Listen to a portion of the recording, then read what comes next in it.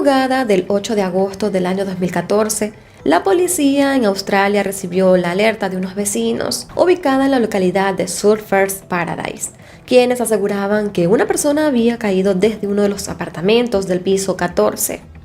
Las autoridades acudieron al lugar e iniciaron las investigaciones y descubrieron que la víctima era Warriana Wright, de 26 años, una mujer de origen neozelandés que había llegado para celebrar una boda de un amigo. Warriana Wright nació el 19 de mayo de 1988 en Filipinas. Su padre era Warren Wright, un electricista, y su madre, Mersabeth, una devota adventista del séptimo día. Además tenía una hermana de 2 años llamada Marietta Wright, quien era muy cercana a ella.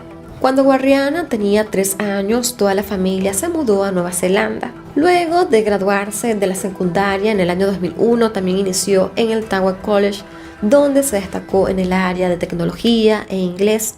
Poco después se mudó a Lower Hutt con Marisa, es decir, con su hermanita. Pese a que su madre era muy religiosa, Warriana no tenía esas mismas creencias. Sus allegados la describían como una chica con muchas opiniones firmes, pero al mismo tiempo muy protectora, sobre todo con su madre y su hermana. Antes de viajar a Australia, Warriana trabajaba como call center en una oficina bancaria muy cerca del paseo marítimo de Wellington. Además, había tenido una relación larga con un entrenador personal, pero esta relación no funcionó, así que terminaron. Después de esta ruptura, Warriana comenzó a tener citas por Tinder. Había iniciado un romance con un chico que conoció allí, pero justo unos días antes de viajar a Australia tuvieron una discusión y ella decidió alejarse. Warriana viajó el 29 de julio del 2014 a Australia y decidió quedarse unos días más luego de la celebración, debido a que estaba soltera, así que decidió ingresar nuevamente a las citas de Tinder para conocer a otras personas. En medio de todo esto, Warriana conoció a Gelbold Tosti, un hombre de 28 años que trabajaba colocando alfombras en la empresa de su padre. Desde el principio, el acercamiento entre ellos sugería que solo querían mantener relaciones sexuales, con la cual la noche del 7 de agosto del año 2014 pautaron su primer encuentro. Hay que destacar que Warriana no se quedó sola en Australia. Ella se había hospedado en un hotel en Surfer Paradise junto a su mejor amiga Savannah Lesa. Ya alrededor de las 8:45 se encontraron en Cavill Mall en Surfers Paradise. Allí pasearon brevemente por el centro comercial y luego fueron a un pub donde comenzaron a tomar alcohol. Poco después decidieron ir a una tienda para luego ir hasta el departamento de Gelbold, el cual quedaba bastante cerca.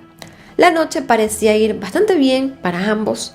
Bebieron dentro del departamento, se tomaron fotos juntos y tuvieron relaciones sexuales. Todo parecía normal para ellos, hasta que cerca de las 2:30 de la mañana del 8 de agosto se reporta la caída de Warriana del piso 14 del edificio. Todo lo que se supo después fue gracias a que Gelbold tenía una obsesión por grabar audios de casi todo lo que ocurría en su vida. Así que la policía comenzó a investigar lo que sucedió esa noche y sobre todo a Gelbold, incluyendo su historia y las cosas que habían sucedido previamente. En este punto les voy a hablar un poco más sobre este chico para que tengan una idea más clara de quién era él. Gelbold creció junto a sus padres Gray y Ellen y su hermano Tennyson. Gelbold se graduó de una escuela privada en el año 2003 y mientras tanto se dedicó a salir de fiesta con sus amigos. En ese tiempo este chico y sus amigos decidieron hacer un tipo de negocio, esto basado en sus salidas nocturnas, ya que se les ocurrió la idea de crear y vender identificaciones falsas para estudiantes menores de edad. Así que los jóvenes llegaron a recaudar unos $30,000 australianos haciendo este tipo de negocio. Finalmente los chicos fueron detenidos por este delito, pero del juicio no se sabe mucho. Pero a raíz de esta situación, Gelbold tuvo que ser evaluado por profesionales en salud mental. El psiquiatra Ian Curtis le diagnosticó síndrome de Asperger, con lo cual se le dificultaba manifestar empatía y tenía problemas para socializar y además tenía un trastorno obsesivo compulsivo bastante grave.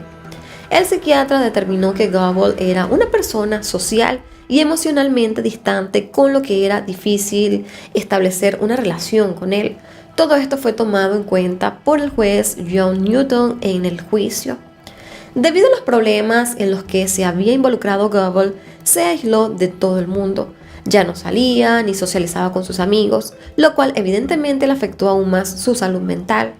Después de todo esto, en el año 2009, Gabble comenzó a ver un nuevo psiquiatra por su ansiedad social, trastorno obsesivo compulsivo y depresión. Paralelo a esto, Gabble comenzó a escribir sus vivencias en un foro de la página de bodybuilding.com, en la cual estaba dedicada a fisiculturistas e integrado mayormente por hombres. Él era un chico, un sujeto que se mantenía muy en forma. Una de sus obsesiones era su físico, básicamente, y sus músculos. Bajo el seudónimo de Balcony Bragg, Gabble comenzó a escribir sus dudas, pensamientos y vivencias para luego iniciar debates o conversaciones con los otros miembros de ese foro. Sus inicios eran refiriéndose a sus problemas sociales y su necesidad de comenzar a conocer gente nueva, específicamente a chicas, ya que tenía muchos años sin relacionarse con alguna. En solo 2 años, Gabble pasó de ser un chico sumamente tímido con las chicas y poco sociable a contar en el foro que se había acostado con más de 100 mujeres y que usaba el alcohol para aliviar su ansiedad social. Gabble iba a sitios nocturnos con muchísima frecuencia y también solía embriagarse al punto de que muchas veces no recordaba lo que había sucedido horas antes. Sin embargo, llegó a tener prohibida la entrada a varios de estos sitios nocturnos y varios bares de la zona, todo porque causaba muchísimos problemas dentro de estos locales. Una de las formas que él usaba para conocer a las chicas era Tinder, así que desde esa época comenzó a conseguir citas mediante esa aplicación. Su actitud era cada vez más obsesiva. En el foro él solía admitir que estaba obsesionado con grabar absolutamente todo. Dijo que tenía cámaras con sensor de movimiento en su casa, que grababa las llamadas de su teléfono e incluso dejaba su teléfono grabando en su bolsillo cuando éste salía con unas chicas o salía a sitios nocturnos. Supuestamente esto lo hacía en caso de que llegase a olvidar lo que había sucedido la noche anterior. En una ocasión, Gabble publicó en el foro una captura de pantalla y en esto había una conversación con una chica, quien lo había acusado de haberla tocado de manera inapropiada durante una cita en febrero del año 2014. Gabble habló mal sobre esta chica y este preguntó qué clase de mujer se encuentra con un hombre, entra a su habitación y luego no tiene intención de hacer nada. Allí él estaba de cierta manera justificando haberla tocado sin su consentimiento. Pero bueno, amigos, los otros miembros de este foro también cuestionaron su razonamiento y lo llamaron desesperado por sexo. Pero él aseguraba que no había actuado mal, ya que la chica había accedido a ir con él a su departamento. Así que, según su lógica, ella tenía que aceptar hacer lo que él quisiera. A finales de julio del año 2014, unas pocas semanas antes de conocer a Guarriana, Gabble fue detenido también por una patrulla de tránsito luego de exceder los límites de velocidad y también por conducir en estado de ebriedad. El hombre regresaba a casa luego de asistir a un festival de música junto a sus amigos. Según el informe de la policía, Gabble tenía unas 4 veces más del límite de alcohol permitido.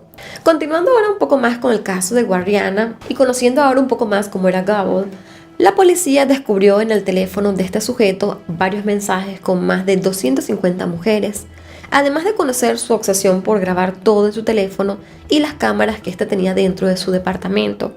Como era de esperarse, Gabble grabó un audio en gran parte del momento íntimo que él sostuvo con Guarriana.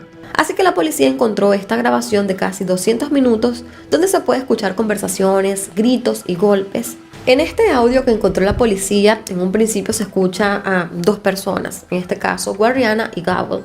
Ellos estaban hablando sobre diferentes temas y se estaban también incluso riendo. Pero también hubo un momento en el que comenzaron a hablar de la vida después de la muerte, en el que Gabble dijo que él no creía que hubiera nada más allá. Una frase llamativa que dijo fue: "Tírame por el balcón y ya está, esto es todo", refiriéndose a que si muriera ahí, allí acabaría todo. Pero la situación pasó de menos a más muy rápido. Alrededor de la 1:30 de la mañana, Guarriana golpeó a Gabble y este le reclamó pidiéndole que dejara de hacerlo. Seguido de esto, Guarriana comenzó a buscar su teléfono, pero no lo encontraba. Luego acusó a Gabble de habérselo robado. Al parecer ella estaba bastante alcoholizada y por eso no lo encontraba. Guarriana dijo que llamaría a la policía y Gabble le pidió que se calmara y le dijo que él no le estaba diciendo que se fuera, solo quería que ella dejara de golpearlo. En medio de todo esto, Guarriana estaba poniéndose cada vez más violenta, al punto de que Gable le dijo que estaba arrepentido de haberle dado tanto alcohol para beber. La cosa parecía calmarse por varios minutos y siguieron conversando. Al cabo de un rato, Guarriana comenzó a tirarle unas rocas decorativas que él tenía en su sala, lo que hizo que Gable se cansara y le dijera que se fuera, aunque no de una manera muy amable. En un momento, Gable le dijo: «Tienes suerte de que no te haya arrojado de mi balcón». Seguido de esta serie de frases groseras y violentas, Gable dijo que la sacaría de su departamento y que no la dejaría recoger ninguna de sus pertenencias, y que si ella intentaba hacer algo, la dejaría inconsciente. Todo esto mientras le decía que se levantara. Ante esto, Guarriana solo decía que lo sentía mucho y Gable gritaba que no le importaba. Seguido de esto se escucharon algunos sonidos de una respiración como bastante pesada, como si alguien estuviera asfixiándose, mientras Gable se repetía a sí mismo: «Déjalo ir». Según las autoridades, en ese preciso momento Gable intentó estrangular, y esa frase era una forma de decirse a sí mismo que no lo hiciera. Luego se escuchó el sonido de un objeto metálico cayendo, seguido de gritos de Gable diciendo: «¿Quién diablos te crees que eres? ¿Por qué trataste de golpearme con eso?». Posteriormente, Gable dijo que Guarriana había intentado usar un telescopio para golpearlo. Después se escuchó cómo abría la puerta del balcón y a Guarriana gritando: «No, no, no», y también decía: «Solo déjame ir a casa», a lo que Gable respondió: «Lo haría, pero has sido una chica mala».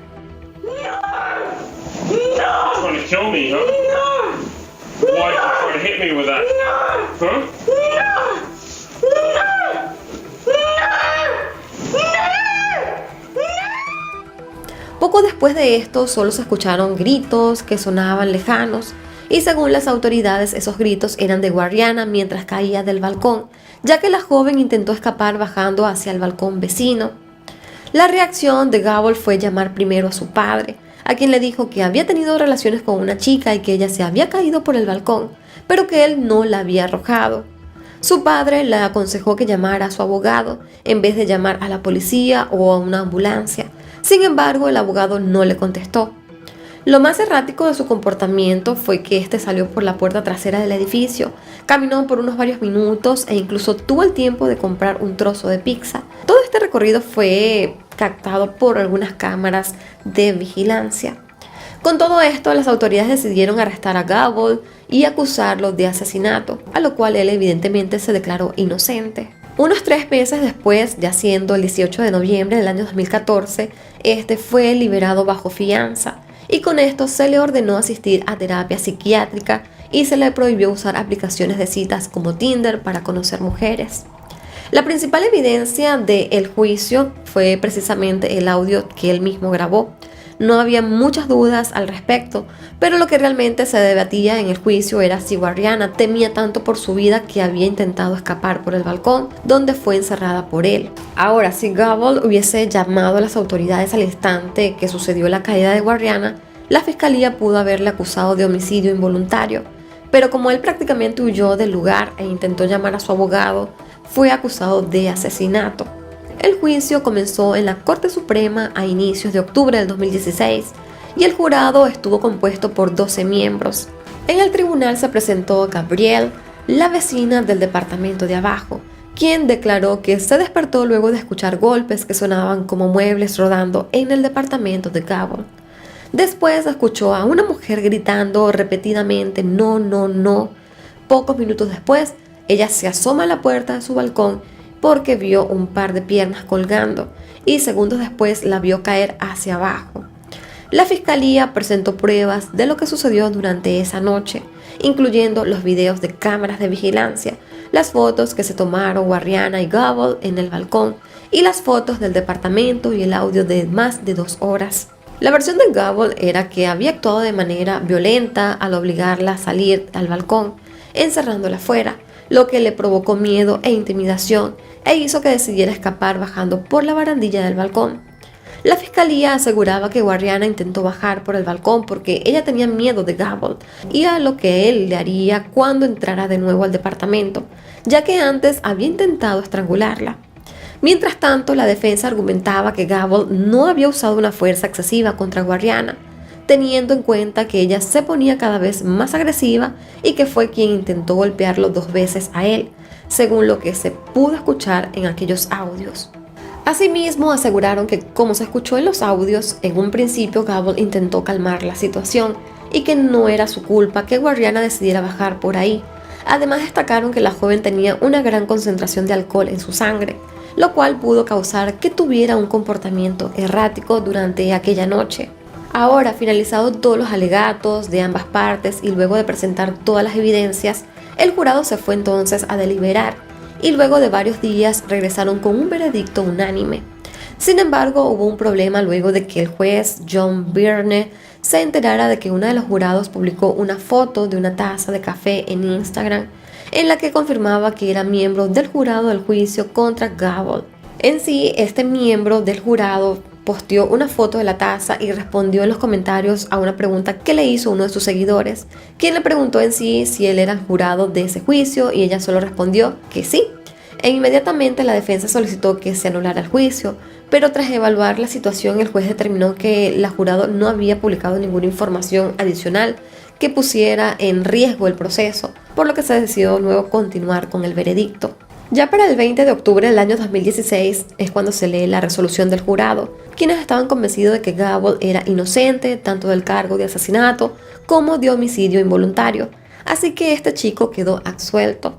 El juez lo dejó en libertad, pero con la condición de que buscara ayuda en un centro de rehabilitación para personas alcohólicas y que éste se mantuviera alejado por un tiempo de las redes sociales. Sin embargo, Gable no cumplió esto al 100%, ya que poco tiempo después se supo que el hombre participaba en conversaciones y debates en Facebook sobre el caso.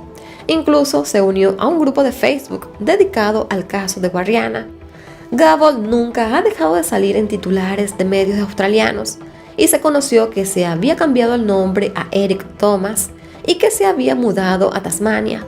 Pero recientemente, el 19 de marzo del 2022, este se declaró culpable luego de que las autoridades presentaran cargos en su contra por un accidente automovilístico que había ocasionado en octubre del año 2021. Según el reporte, Gable, o ahora Eric, había chocado contra una barrera de concreto en la autopista para luego quedar entre unos arbustos. El hombre fue encontrado desnudo dentro del auto y también con una conmoción cerebral.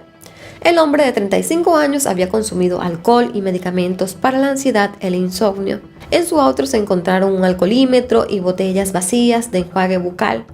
El juez le ordenó cumplir entonces 12 meses en libertad condicional y se le impuso una multa de $350 australianos. Además, tiene prohibido conducir por al menos un año.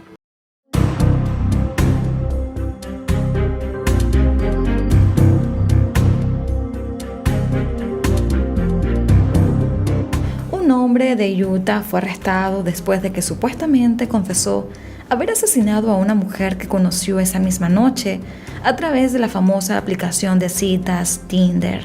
Hoy vamos a conocer el terrible caso de Aisling Black.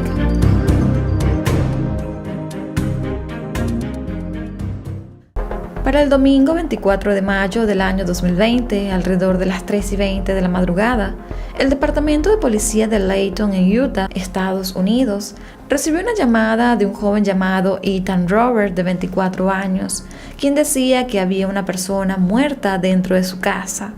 En la llamada, este joven le dijo a la operadora que había asesinado a una chica y que quería que cuando los oficiales de policía llegaran a su casa, le dispararan a él hasta la muerte.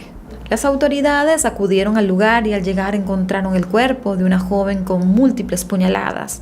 Cuando Ethan fue cuestionado, el joven dijo que él no conocía a la chica porque la había contactado por Tinder.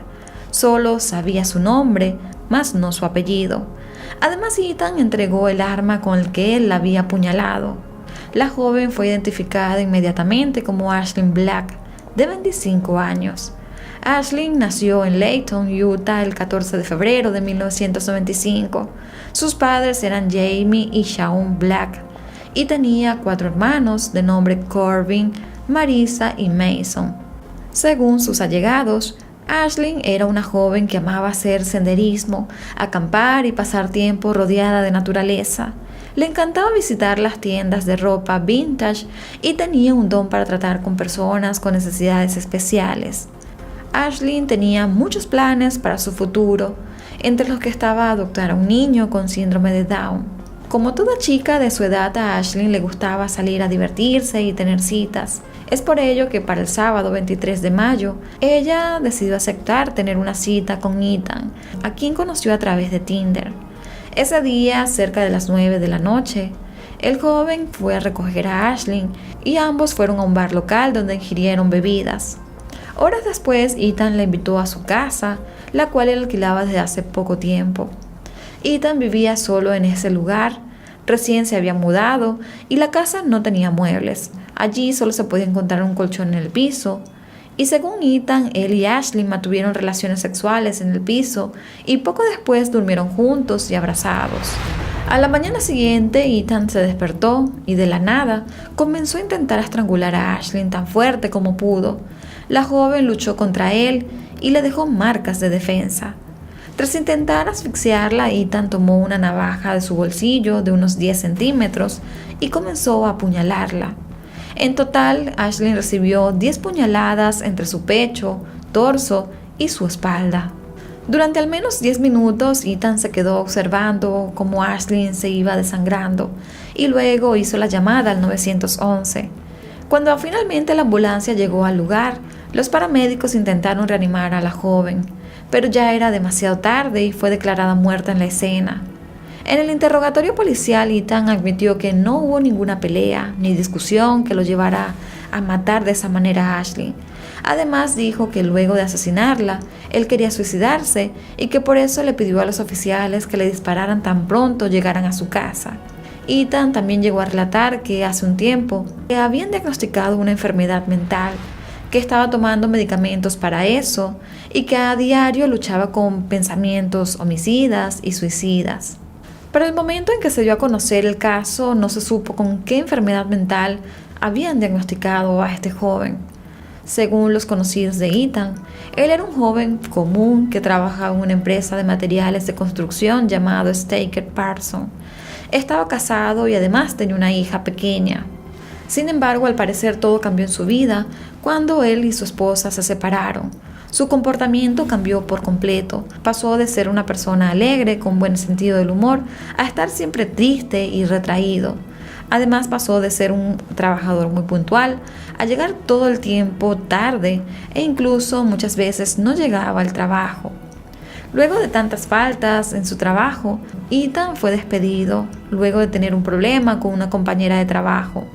Algunos de sus compañeros dijeron que Ethan había hecho algunos comentarios de mal gusto sobre las mujeres, específicamente diciendo que quería hacerle daño a las mujeres. Tras el asesinato de Ashlyn, Ethan fue arrestado y enviado a la cárcel del condado de Davis, mientras se llevaba a cabo su proceso judicial. A pesar de que él había confesado todo el crimen y de ser encontrado en la escena, en junio del año 2020, Ethan fue declarado inocente del asesinato de Ashlyn. Su abogado, Mark Lee, pidió que Ethan fuese evaluado psicológicamente para así determinar su estado de salud mental, ya que previamente había sido diagnosticado. Por esta razón, el juez a cargo, David Connors, ordenó que se le hiciera una evaluación psicológica. Y un año después, es decir, el 29 de junio del año 2021, Ethan se declaró culpable de asesinato en primer grado, pero al mismo tiempo alegó que estaba mentalmente enfermo. La evaluación psicológica arrojó que Ethan sí padecía de un trastorno depresivo con tendencias psicóticas y un trastorno de ansiedad generalizada. Por los momentos, el proceso judicial de Ethan sigue en curso hasta que el juez emita una sentencia. El juez David Connors tiene la opción de internarlo en un centro psiquiátrico para que éste sea tratado o simplemente enviarlo a la prisión estatal de Utah para que así cumpla una condena que podría ser de al menos unos 50 años de prisión hasta cadena perpetua. El caso de Ashlyn hizo que se retomara el debate en redes sociales sobre la revictimización de las víctimas de feminicidio, ya que muchas personas culpaban a Ashlyn por salir con un chico que conoció a través de la plataforma Tinder. Muchas personas alegaron que este hombre tiene un alto nivel de odio hacia las mujeres, además de sus problemas psiquiátricos, y que era absurdo culpar totalmente a la joven de lo que había sucedido, cuando ella solo estaba haciendo lo que normalmente hacen chicas de su edad, como salir de citas, tener citas a ciegas, encontrarse con otras personas, aunque esto en algún punto pueda llegar a ser peligroso, o desde mi punto de vista pienso que hoy en día sí es un tanto peligroso tener este tipo de relaciones, este tipo de citas, cuando no hay nada de confianza o cuando no se sabe nada de la otra persona. Así que por esta razón decidí traer a colación este caso, porque siento que podemos aprender muchísimo sobre cómo estar alerta nosotras las mujeres y también los hombres, porque ambos podemos llegar a ser víctimas de este tipo de situaciones. O quizás la persona que estás conociendo no tiene la intención de evidentemente hacerte daño, pero cuando se tiene una condición psicológica tan fuerte que puede llegar a cometer este tipo de crímenes, creo que también hay que empezar a evaluar y pensar que si no estamos completamente seguros de quién es la otra persona, no citarnos a escondidas hasta por lo menos o hasta tanto nos sintamos un poco más seguros de saber quién es esa otra persona con la que estamos entablando una conversación o la que vamos a tener una intimidad.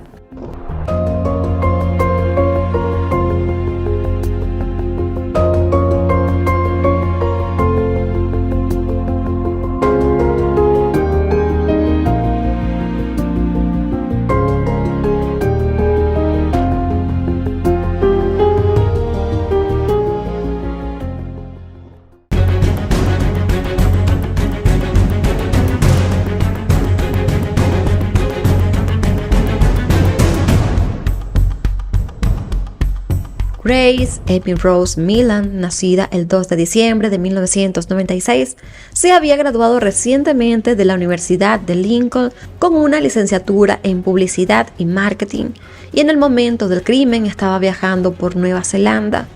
Llegó a Auckland el 30 de noviembre de 2018, después de pasar 6 semanas en Sudamérica. La noche del 1 de diciembre de 2018, conoció a un hombre de 27 años en la aplicación de citas Tinder y acordaron verse personalmente. La pareja pasó varias horas juntos, bebiendo y socializando, antes de ir a la habitación de aquel hombre que estaba en un hotel.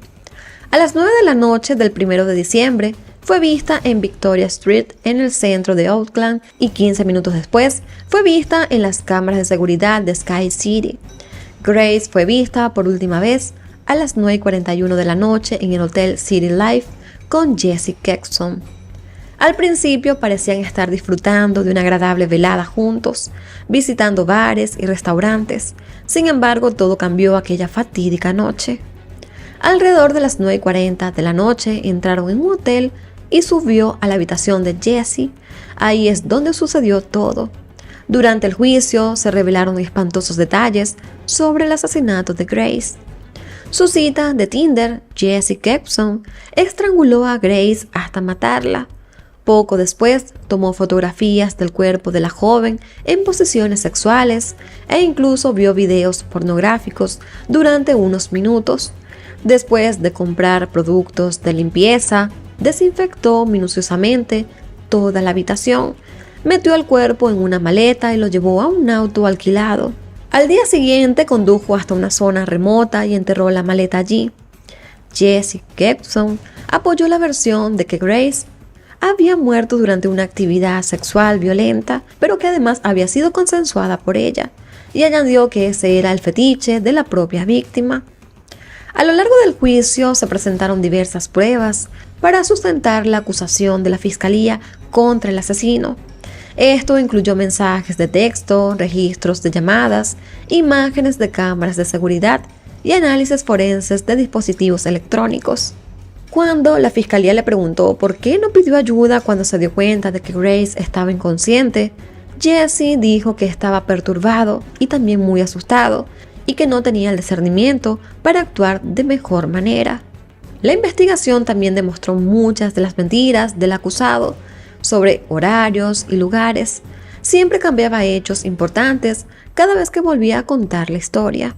El asesino fue arrestado poco después de la desaparición de Grace y permaneció bajo custodia hasta el juicio. Durante aquel proceso fue declarado culpable del asesinato de Grace Millan y recibió una sentencia de cadena perpetua con un periodo mínimo de 17 años antes de ser considerado para la libertad condicional. Durante ese tiempo, 2 víctimas más acusaron a Gregson de agredirlas sexualmente después de una cita concertada en Tinder. Para octubre del año 2020, Jesse Gregson fue declarado culpable de 8 cargos más relacionados con estos delitos, incluido el uso de un cuchillo contra una mujer en un ataque y la violencia de otra mujer en su primera y única cita en abril del año 2018. Actualmente cumple condena en la prisión de Auckland.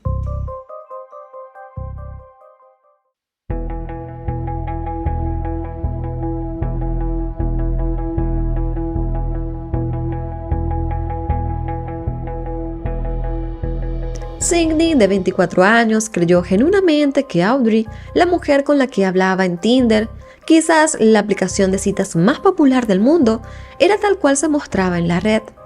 Tras un encuentro inicial bastante fugaz, el deseo de tener una segunda cita se presentó como una opción relativamente natural. La selfie que subió a Snapchat, reconocida plataforma de fotos y mensajerías, con un emoji de corazón y un mensaje que decía "lista para mi cita", no daba nada más que buenas emociones. Sin embargo, 24 horas después, nadie sabía de su paradero. Luego de 2 semanas de angustia, la población de Lincoln, capital de Nebraska en Estados Unidos, quedó consternada cuando fue hallado el cuerpo desmembrado de Sydney en un terreno baldío de una ciudad cercana. Con el tiempo se supo que aquella mujer con la que hablaba en internet tenía otra identidad. El verdadero nombre de Audrey en realidad era Bailey Boswell y vivía con su pareja. Ambos estaban habituados a contactar personas por Tinder gracias al perfil falso de Boswell y a pactar todo tipo de prácticas sexuales con ellas. Por lo que informó la prensa local en su momento, los allegados de la víctima se dieron cuenta de su ausencia porque su celular estaba apagado, su carro seguía parqueado en su hogar y su gato no contaba con comida en su plato. Así, las autoridades locales emprendieron una búsqueda bajo la sospecha de que la mujer había sido secuestrada. Tras rastrear el número telefónico de la entonces desaparecida, los policías dieron con Audrey, la última persona que en teoría la había visto. Según pudieron comprobar las autoridades, Trey y Boswell eran una pareja de criminales acostumbrada a estafar a comerciantes en el estado de Nebraska. Además, ambos estaban habituados a contactar personas por Tinder gracias al perfil falso de Boswell y a pactar todo tipo de prácticas sexuales con aquellas mujeres. Cuando fueron señalados por las autoridades, Trail dijo que Sydney había aceptado hacer parte de una orgía y que en el forcejeo la mujer se había ahorcado con algún elemento cercano. Luego dijo que él mismo la había estrangulado. Después cambió toda su versión y se mantuvo en que había sido él el único culpable. Después de un largo juicio, ambos fueron sentenciados, Trail a pena de muerte y a Bailey Boswell a cadena perpetua. El hombre en sí fue sentenciado a la pena máxima porque él fue el que cometió el crimen como tal. No solo se prestó para la mentira, sino que terminó asesinando a la víctima. En cambio, Bailey Boswell usó no solo su identidad falsa, sino que también se prestó para todo lo que su pareja quería. Sin embargo, según la investigación realizada, Bailey no participó en el asesinato como tal y por eso se le dio una cadena perpetua. Pero en teoría ambos pasarán el resto de su vida en la cárcel hasta que mueran.